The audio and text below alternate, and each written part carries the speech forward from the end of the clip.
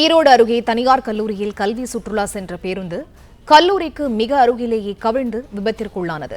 மாணவி ஒருவர் உயிரிழந்த நிலையில் 40க்கும் மேற்பட்ட மாணவர்கள் காயத்துடன் அரசு மருத்துவமனைகளில் அனுமதிக்கப்பட்டுள்ளனர்.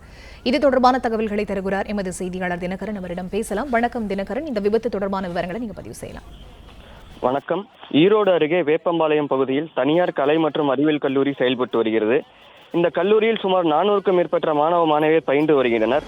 இந்நிலையில் பிபிஏ 3ஆம் ஆண்டு படிக்கும் மாணவ மாணவியர்கள் 50க்கும் மேற்பட்டோர் கர்நாடகாவிற்கு கல்வி சுற்றுலா செல்வதற்காக தனியார் பேருந்து ஏற்பாடு செய்யப்பட்டிருந்தது.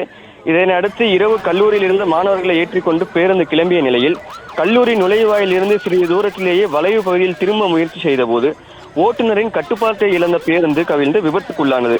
இதில் பேருந்தில் பயணம் செய்த 50க்கும் மேற்பட்ட மாணவ மாணவிகளில் 40க்கும் மேற்பட்டோர் காயமடைந்தனர். இந்த சம்பவம் குறித்து தகவல் அறிந்து சம்பவ இடத்திற்கு விரைந்து வந்த மருத்துவ குழுவினர், தீயணைப்புத்துறை, போலீசார் மற்றும் அப்பகுதி பொதுமக்கள் என பலர் காயமடைந்தவர்களை 6க்கும் மேற்பட்ட 108 ஆம்புலன்ஸ் மூலம் ஈரோடு அரசு தலைமை மருத்துவமனை மற்றும் பெருந்துறை மருத்துவ கல்லூரிக்கு சிகிச்சைக்காக கொண்டு சேர்த்தனர்.